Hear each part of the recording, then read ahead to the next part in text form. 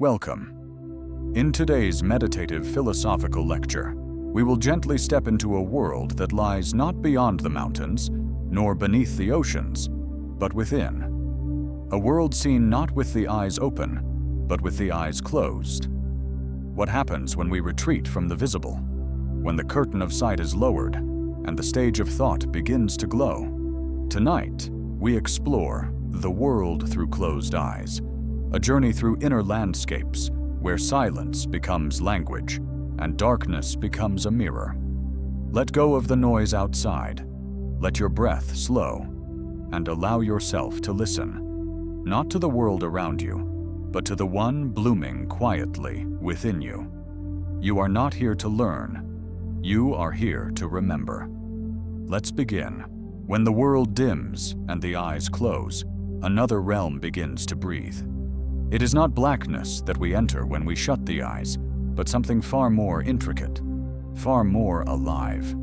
The outward world vanishes, the flickering lights, the rushing images, the endless streams of distraction dissolve like mist, and in their place, silence, then color, then shape, not from the world outside, but from the world within.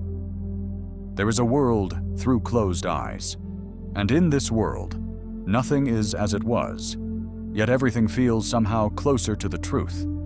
To close the eyes is not to withdraw, it is to travel. When we close our eyes, we are not escaping. We are arriving into ourselves.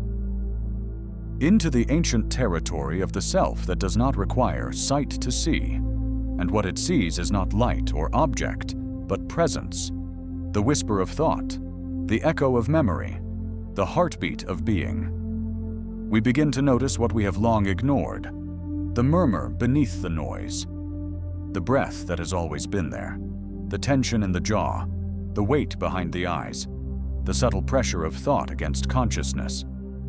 With closed eyes, time behaves differently. It does not flow. It lingers. It pools like water in the dark, reflective and still.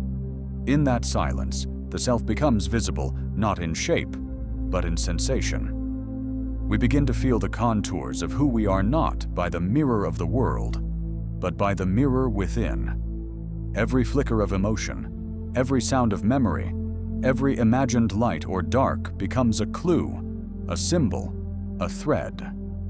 We begin to follow it inward. There is a philosophy of inner vision. It is not written in books, but breathed in silences. It tells us, not all seeing is with the eyes. The mind has lenses, the soul has windows, and sometimes to truly see, we must first forget what things look like. We must close the lids of perception and allow what is hidden to emerge. The world through closed eyes is not a lie. It is a deeper kind of truth. A truth not framed in form, but in essence. Not limited by physics, but expanded by meaning. The inward world is vast, vaster than oceans, because it has no gravity. Thoughts float, sensations echo. Here the past may speak in the voice of the present. Here a forgotten sound may bloom into an entire landscape. We are all secretly voyagers in this ocean of mental light. Every night we dream, every time we remember, every time we imagine. We are there. But how often are we truly aware of this realm? Most people live in exile from their inner world. Their eyes are opened so wide they cannot see. Their minds so full of pictures they do not feel. But once you begin to dwell in the space behind the eyes, something changes. A quiet revolution begins. You discover that not all reality is what is shared. There is a hidden intimacy in your private vision, a sacred truth that no one else can access, unless you choose to reveal it. And you don't have to be asleep to enter this world. You just have to be willing to turn inward, close the curtains of the eyes, sit in stillness, and listen. The world through closed eyes is a teacher, a mirror, a friend. It does not speak in words. It whispers in visions. It pulses in rhythms. It invites you to remember what you already know, but forgot in the noise of light. Let us stay here a while, Eyes closed, breathing slow, mind open. The outer world will wait.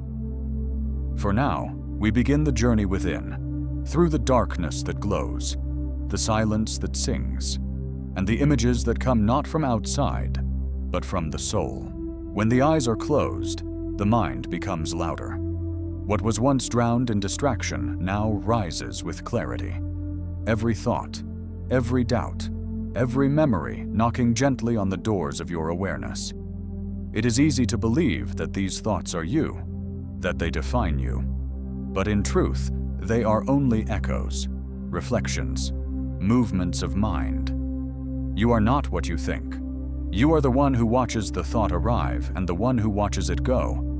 There is an old illusion that thinking is control, that by thinking more, we see more, we act better, we find the answer. But often, thought is repetition, a recycling of old worries, old stories.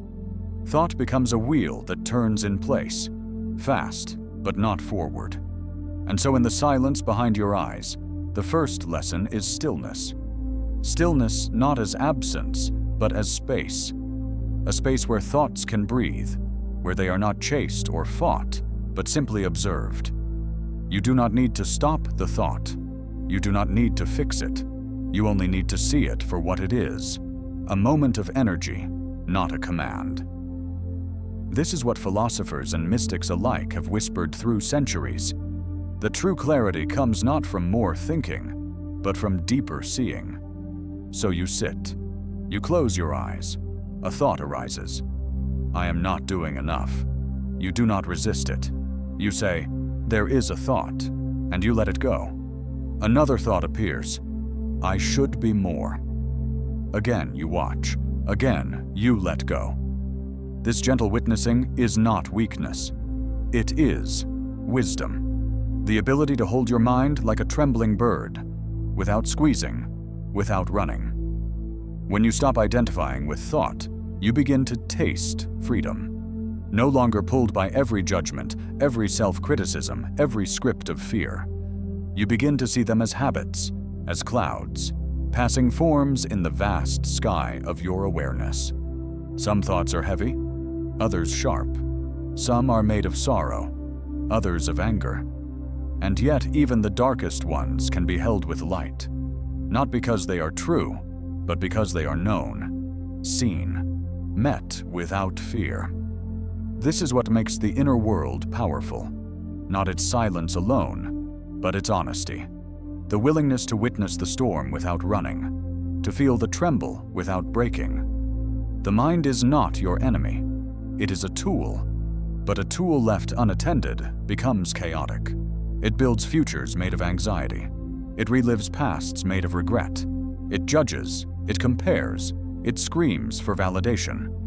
But once it is seen, truly seen, it begins to soften. The thinker loses its grip. The thoughts lose their weight. This is the work of inward vision. It is not passive. It is not retreat. It is courageous presence. A soft gaze turned inward, not to control, but to care. And as this presence deepens, a new intelligence emerges. One not made of words, but of knowing. A wisdom that feels rather than argues, that listens rather than speaks. You begin to see thought not as the ruler, but as the messenger. You learn to ask, what is this thought trying to protect? What fear lies beneath it? What story am I still carrying? And slowly, gently, those stories begin to unravel. Not because you fight them, but because you outgrow them. In the vastness of stillness, the mind finds rest. And in rest, it remembers peace. A peace not dependent on the world, not conditional on success, but native to the soul, ancient, quiet, whole. So sit once more. Let the thoughts rise. Let them speak. And when they are done, return to the breath. Return to the space behind the mind. That space is your home. You do not need to become anyone. You only need to remember. There is a sound that speaks when all others fade. The sound of silence. It is not the absence of noise, but the presence of something deeper. When you close your eyes and let the world fall away, silence arrives not as emptiness, but as company. It is not blank. It is textured. It has dimension. It holds echoes of every thought you've ever had, and every feeling you've never spoken aloud. Behind closed eyes, silence becomes a conversation partner. It asks questions not with words, but with weight. It listens to the things you're not sure you believe. It holds your contradictions without judgment. It waits, endlessly patient, for you to hear what you have been avoiding. There is a reason so many are afraid of silence. Because silence does not lie to you. It doesn't distract or flatter. It reflects, without distortion, what is. And often, that reflection shows parts of yourself you have kept in shadow. Regrets, longings, truths that were once inconvenient but now return, stronger and clearer. And yet, silence is not cruel. It is not a mirror that mocks, but one that invites. It says, "Look again," not with the eyes that scan and judge, but with the inward gaze that accepts. It says, "You are still here. You are still becoming." In silence, time stretches. A minute can feel like an hour. A breath can carry the weight of 1,000 memories. This is not distortion. It is clarity. For in silence, everything slows down enough for you to actually see it. You can see the moment fear took root. You can feel where love still lingers, even if the person is gone. You can witness your own habits forming, looping, hardening. And once seen, something remarkable happens. You gain the power to soften them. Most people rush through life on autopilot. The eyes are open, but the awareness is closed. We see, but we don't perceive. We hear, but we don't listen. And we speak, but rarely from the depths. But silence, like darkness, removes the excess. It leaves you only with what matters. You cannot perform in silence. You cannot impress. There is no audience, no applause, only presence. And this is where transformation begins. Because in that stillness, with eyes closed and ego softened, you begin to remember who you were before the noise taught you who to be. You recall the texture of your natural curiosity, the shape of your unfiltered compassion, the strange but sacred questions you asked before the world told you not to. What if you could bring this conversation with silence into your daily life? What if, just once a day, you closed your eyes not to sleep, not to escape, but to listen? Not to silence as emptiness, but to silence as teacher. What if this teacher knew more about you than any book, any friend, any voice ever could? Silence does not speak in sentences. It reveals in impressions. A memory may surface unbidden, one you thought you had forgotten. A single word may echo in your mind, uninvited, yet precise. A feeling may wash over you, ancient but meaningful. These are not random. They are the soul's language, too subtle for the ears, too honest for denial. It is in these moments, when nothing external is happening, that something internal begins. A quiet shift, a realignment, a softening, a remembering. It is not loud, and it is never urgent. It is like dew forming on grass at dawn. You don't see the moment it arrives, but you notice the freshness it leaves behind. When you open your eyes again, the world will look the same, but you will not be. You will carry that silence with you, like a hidden sanctuary behind your gaze. It will inform how you move, how you react, how you speak. You will begin to recognize noise for what it is, and silence for what it offers. And slowly, very slowly, you'll find that you don't need to escape the world to find peace. You only need to close your eyes, take a breath, and listen. Because through closed eyes, the world doesn't disappear. It reconfigures. It tells you not what you want to hear, but what you need to know.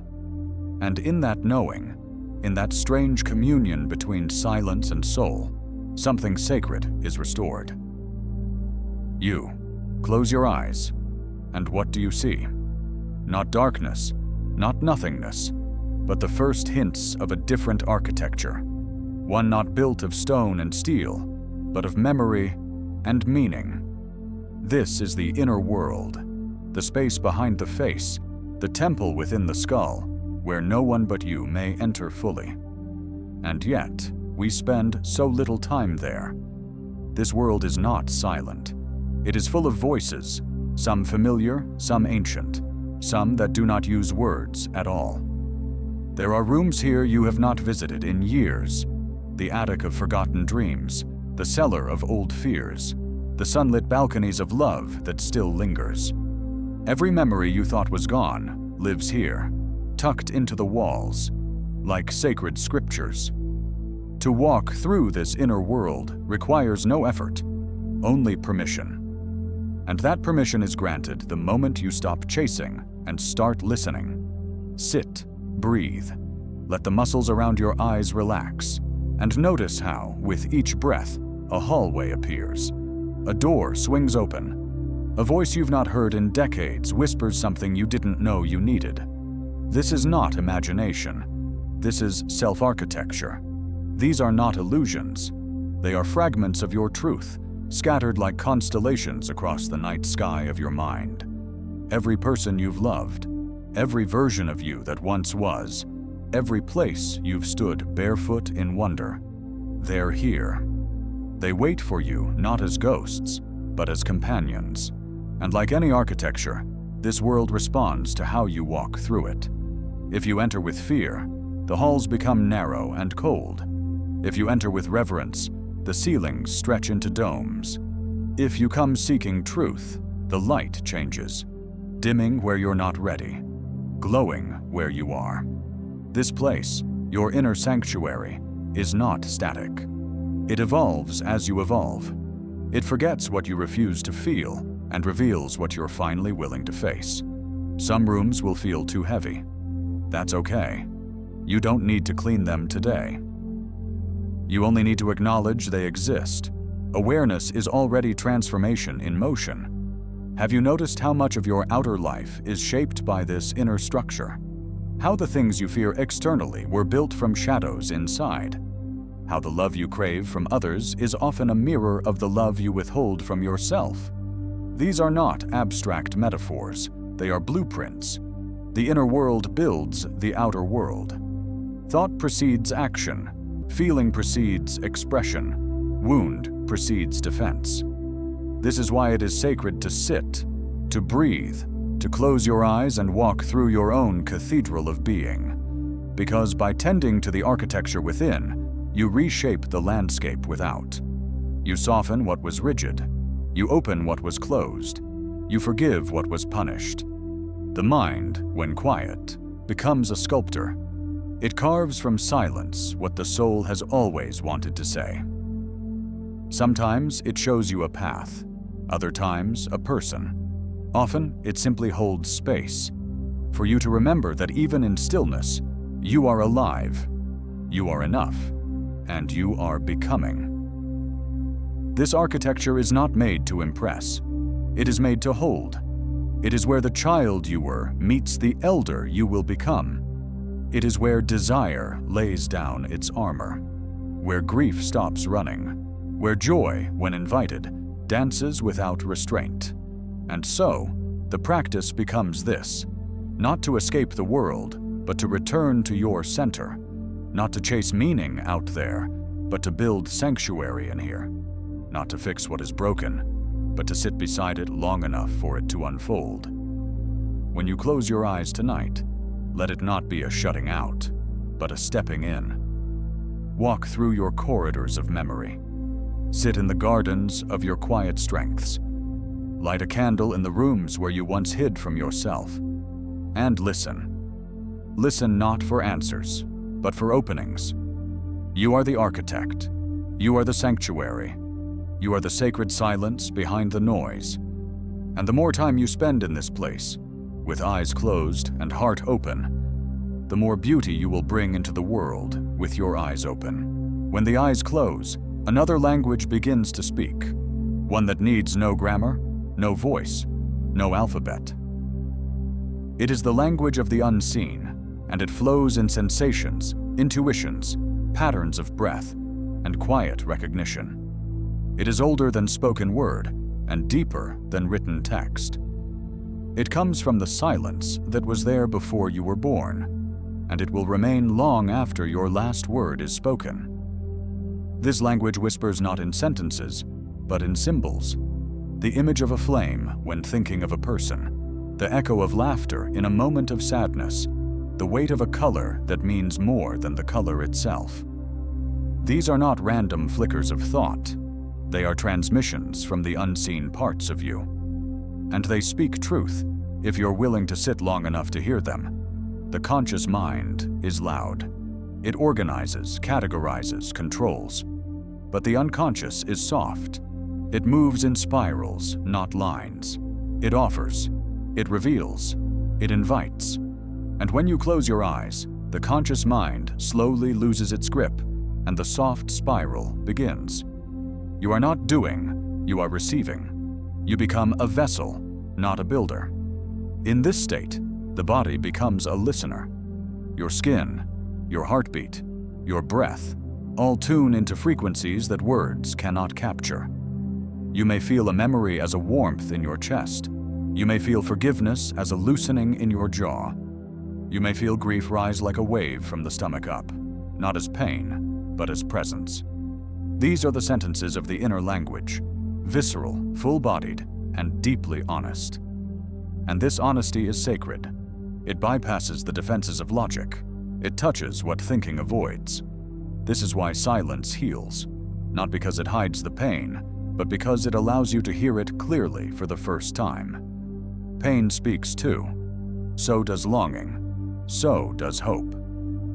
You might hear the inner child, not as a voice, but as a shape or smell or old photograph in your mind.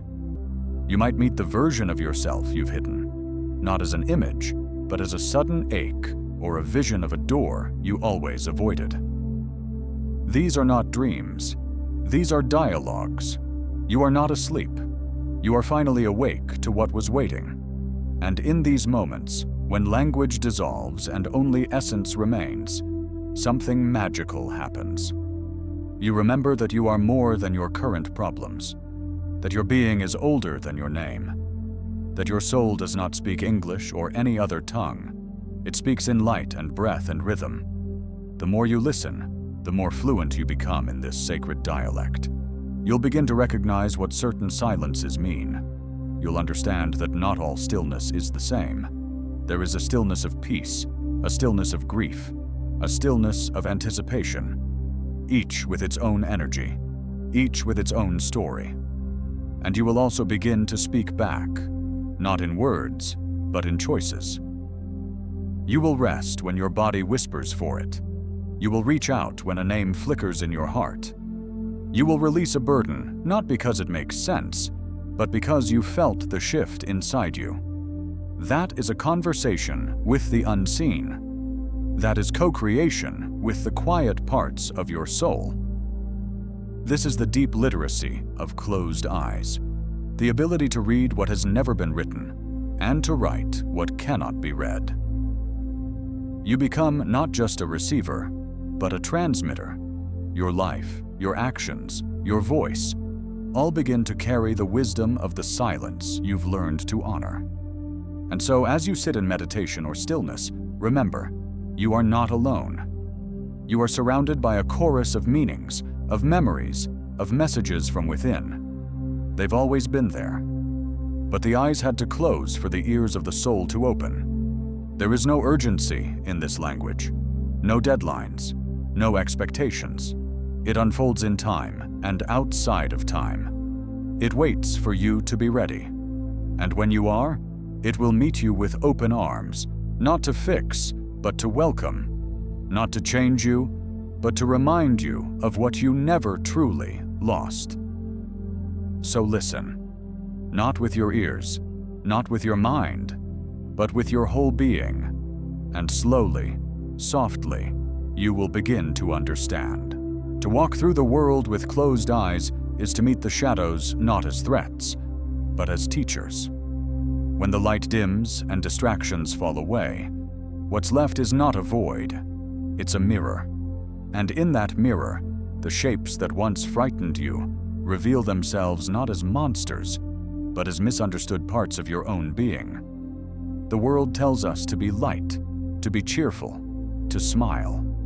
But your soul asks for honesty. And sometimes honesty comes dressed in sorrow, in fear, in shame. These are not your flaws.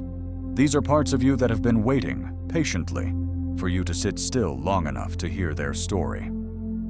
When your eyes close and the external light fades, the internal landscape begins to glow, not brightly, but dimly, like twilight.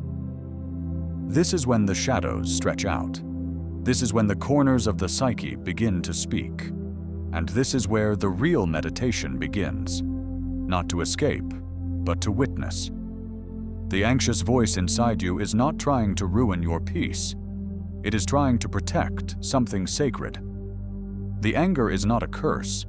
It is a signal, a flare shot into the dark from a boundary that has been crossed too many times. And grief. Grief is the shadow of love.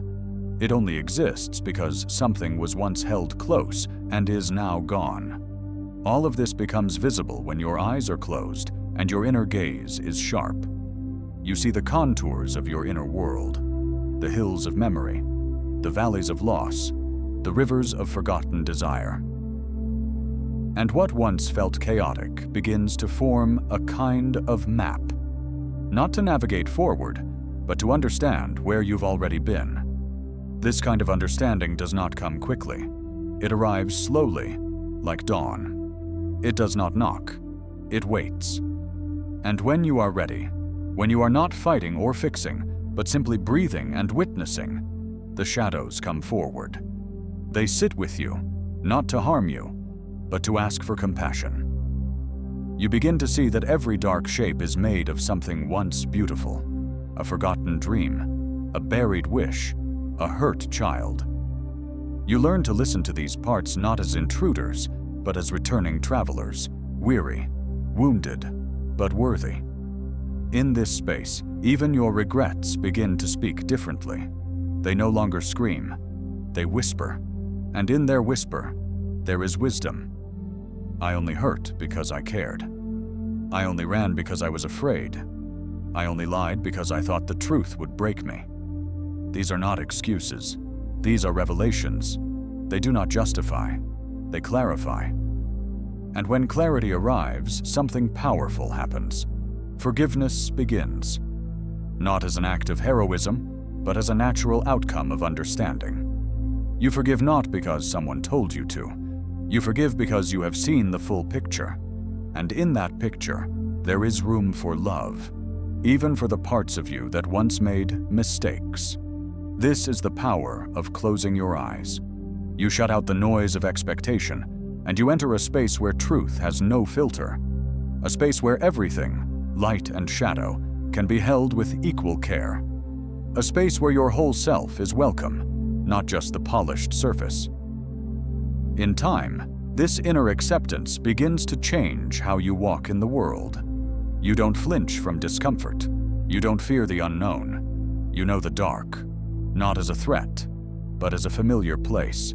A place of rest, reflection, rebirth. And so, you become more patient with others. You see their outbursts not as attacks, but as echoes of their own unhealed shadows. You speak less, listen more. You judge less, understand more. And this, quietly, is how healing spreads, not in grand gestures, but in small recognitions. So let the shadows come. Let them tell their stories. Let them sit beside you in the silence. Because in that silence, you are not alone. You are surrounded by the full truth of your being, the beauty and the broken, the light and the dark. And when you open your eyes again, you carry that wholeness with you. Not as a performance, but as a quiet presence. A presence that says, I have seen my own darkness, and I do not run. I do not hide. I do not hate. I listen. And in listening, I become free. With closed eyes, the world does not disappear. It becomes deeper, simpler, slower. What fades is the illusion of immediacy, the lie that everything is urgent, everything is loud, everything demands reaction. In this softened darkness, something quieter rises, the space between things, the space between thoughts, between breaths, between moments. And in that space, there is listening, not with the ears, but with the soul. We spend our lives listening to what is said, to what is declared, broadcast, announced. But behind every word is a silence. And in that silence lives the truth people cannot say, or do not know how to say. The closed eyes are the gateway to that deeper listening, where the unsaid is just as important as the said. In this internal stillness, you begin to hear the shape of things, not their appearance, but their essence. A person speaks in anger, and you feel their fear. Someone withdraws in silence, and you sense their grief. The child acts out, and you feel the hunger to be seen. These are not psychic abilities, they are human truths, always present if we are willing to pause. To pause is to resist the conditioned urgency of modern existence. The mind that screams, respond now, fix it, control it, win. But the closed eyes teach you another rhythm, the rhythm of presence. And presence is not passive. It is full of alert stillness. It does not leap. It receives. It witnesses. With time, you begin to realize that every external conflict is just a projection of an internal one. That people argue not over facts, but over fears. That most tension is not about what is happening, but about what it represents to the person involved. And once you see this, truly see this, your judgments dissolve. You are no longer defending or attacking. You are perceiving, fully, gently, without needing to change what you see. You become a vessel, not empty, but open. In this openness, people change, not because you told them to, but because your stillness makes them feel safe, because your silence gives them space to hear themselves. You've become a mirror that does not distort, a presence that invites honesty.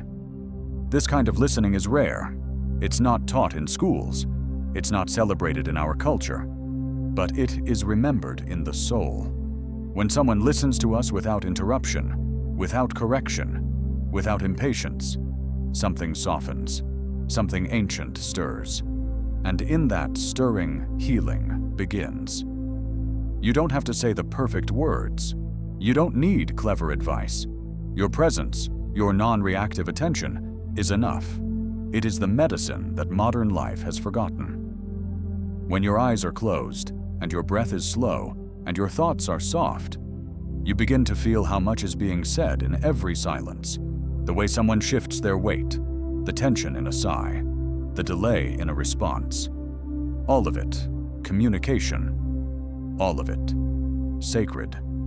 You also begin to hear your own life differently. The mistakes you made, not as failures, but as messages misunderstood. The desires you buried, not as shame, but as songs unsung. The wounds you carry, not as burdens, but as invitations to listen deeper. This is why stillness matters. It allows the truth to rise, not as noise, but as clarity. And clarity is quiet. It arrives without force. It does not argue. It simply is. The more you dwell in this space, the space between thoughts, between acts, between appearances, the more you become familiar with it. You begin to trust it. And eventually, you begin to carry it with you, even when your eyes are open. You walk into chaos, but you are not chaotic. You hear conflict, but you are not combative. You see pain, but you are not overwhelmed, because your attention is not trapped in the surface. It's rooted in the space beneath, the space that watches without fear, the space that listens without agenda. And from this space, a new kind of vision emerges, a vision that doesn't divide the world into good or bad, right or wrong, success or failure, but sees all things as part of a great unfolding, a quiet dance, a long, slow breath. And in that breath, you find yourself. Not the self you perform, not the self you defend, but the self that listens, the self that waits, the self that knows, the self behind your closed eyes. Close your eyes, and the outer world fades, but another one begins to bloom, not made of roads and buildings, not of objects and weather. This world is shaped by feelings, memories, longings. It is your inner landscape. We spend our lives navigating external geographies, but rarely are we taught how to explore the terrain within. The hills of joy, the caverns of sorrow, the rivers of thought that flow without end. But when the eyes close, the map begins to unfold, slowly, delicately, like ancient parchment long hidden from view. The inner world does not speak in words, not at first. It speaks in impressions, a heaviness in the chest, a tightness in the throat, a warmth in the belly. These are not just sensations. They are landmarks, signs pointing to what lies beneath the surface. Some people close their eyes and are met with light, others with storm. Some feel peace, others feel fear. Whatever arises, do not judge it. It is yours. It is real, and it is waiting to be heard. Many of us have abandoned parts of our inner world. Rooms we do not enter, thoughts we pretend not to think, feelings we've buried deep.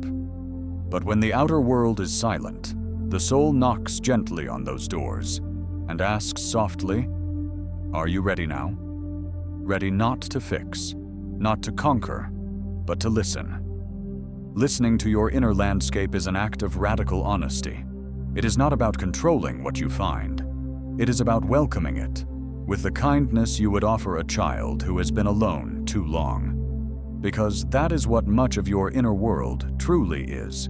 Younger versions of you, moments frozen in time, a fear from childhood, a dream you silenced, a sadness that was never held. They are not problems.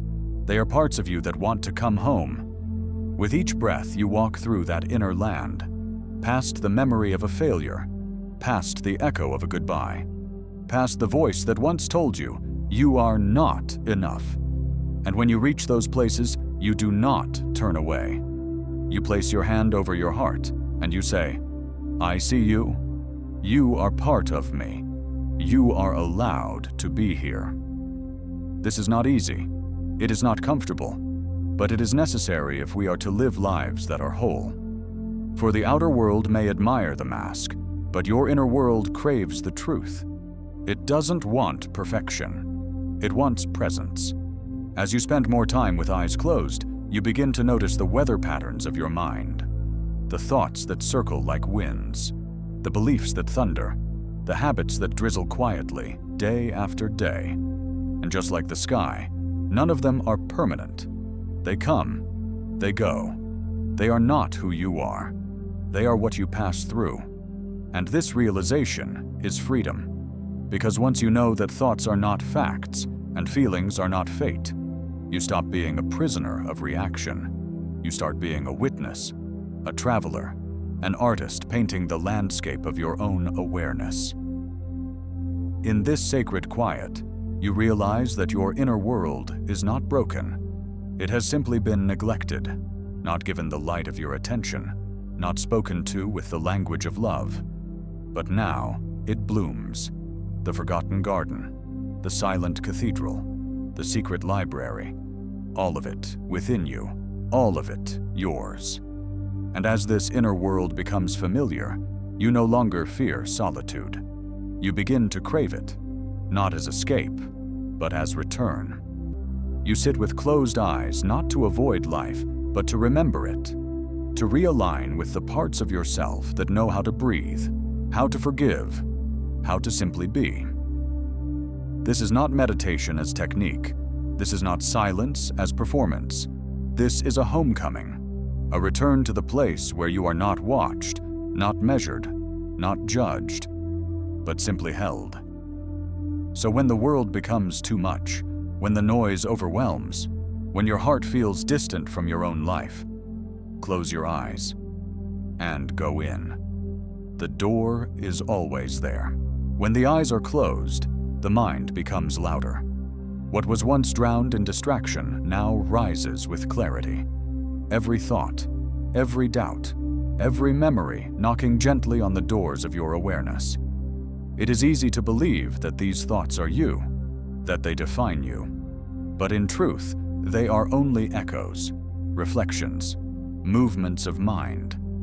You are not what you think. You are the one who watches the thought arrive and the one who watches it go. There is an old illusion that thinking is control, that by thinking more, we see more, we act better, we find the answer. But often, thought is repetition, a recycling of old worries, old stories.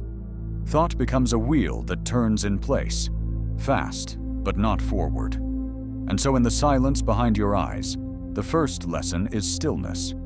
Stillness not as absence, but as space. A space where thoughts can breathe, where they are not chased or fought, but simply observed. You do not need to stop the thought. You do not need to fix it. You only need to see it for what it is, a moment of energy, not a command. This is what philosophers and mystics alike have whispered through centuries. The true clarity comes not from more thinking, but from deeper seeing. So you sit. You close your eyes. A thought arises. I am not doing enough. You do not resist it. You say, there is a thought, and you let it go. Another thought appears. I should be more. Again you watch. Again you let go. This gentle witnessing is not weakness. It is wisdom. The ability to hold your mind like a trembling bird, without squeezing, without running. When you stop identifying with thought, you begin to taste freedom. No longer pulled by every judgment, every self-criticism, every script of fear. You begin to see them as habits, as clouds, passing forms in the vast sky of your awareness. Some thoughts are heavy, others sharp. Some are made of sorrow, others of anger. And yet even the darkest ones can be held with light, not because they are true, but because they are known, seen, met without fear. This is what makes the inner world powerful, not its silence alone, but its honesty. The willingness to witness the storm without running, to feel the tremble without breaking. The mind is not your enemy. It is a tool, but a tool left unattended becomes chaotic. It builds futures made of anxiety. It relives pasts made of regret. It judges, it compares, it screams for validation. But once it is seen, truly seen, it begins to soften. The thinker loses its grip. The thoughts lose their weight. This is the work of inward vision. It is not passive. It is not retreat. It is courageous presence. A soft gaze turned inward, not to control, but to care. And as this presence deepens, a new intelligence emerges. One not made of words, but of knowing. A wisdom that feels rather than argues, that listens rather than speaks. You begin to see thought not as the ruler, but as the messenger. You learn to ask, what is this thought trying to protect? What fear lies beneath it? What story am I still carrying? And slowly, gently, those stories begin to unravel. Not because you fight them, but because you outgrow them. In the vastness of stillness, the mind finds rest, and in rest, it remembers peace. A peace not dependent on the world, not conditional on success, but native to the soul, ancient, quiet, whole. So sit once more. Let the thoughts rise, let them speak, and when they are done, return to the breath. Return to the space behind the mind. That space is your home. You do not need to become anyone. You only need to remember. Close your eyes one final time. Not in sleep, but in seeing. The kind of seeing that no longer relies on light or form, but on the presence within. The quiet depth that has always been watching, always waiting. Here, at the end of our inward journey, you may begin to realize that the unseen world is not separate from the real world. It is the ground beneath it, the canvas beneath every brushstroke of experience. You do not need to flee the world to touch truth. You only need to look at it from a deeper place. Philosophy has long asked, what is the world? What is the self? Are we minds trapped in bodies, souls passing through form, or simply flickers in a great unknown sea? Psychology has sought to map the terrain within, to name the thoughts, the wounds, the dreams. But even as we name, we must remember, the map is not the territory. The concept is not the truth. The word is not the thing itself. And so, with eyes closed, we return not to a definition, but to an experience.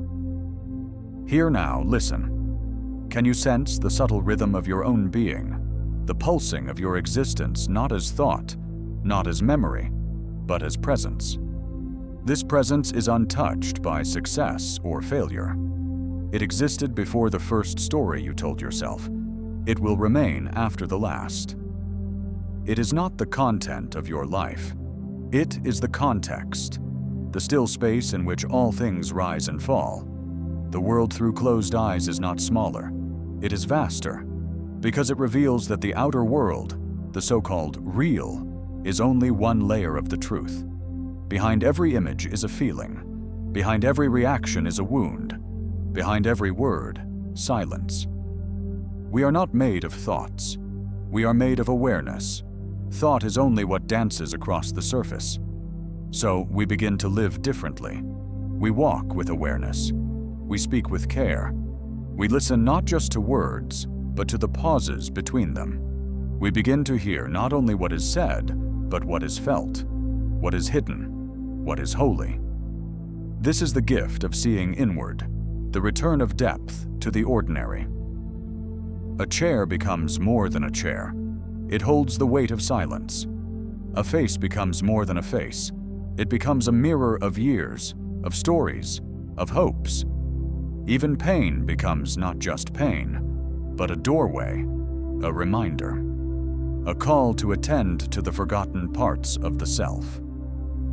When you live through closed eyes, you do not reject the world. You rejoin it, more awake, more tender, more whole. You realize that the sky has always been vast, the stars always distant, and yet, somehow, also within you.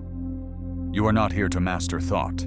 You are here to witness the miracle of being, not to dominate the mind, but to dance with it, not to silence emotion, but to learn from it, not to conquer time, but to breathe within it. And so the journey ends as it began, with silence. Not emptiness, but fullness. A fullness that cannot be explained, only felt. A fullness that does not demand, only offers. The gift of being here. The gift of knowing nothing, and yet sensing everything. The world through closed eyes is not made of shadows. It is made of light too bright to be seen with open eyes. So, open your heart instead. Let the world flow through you like wind through a field. Do not hold.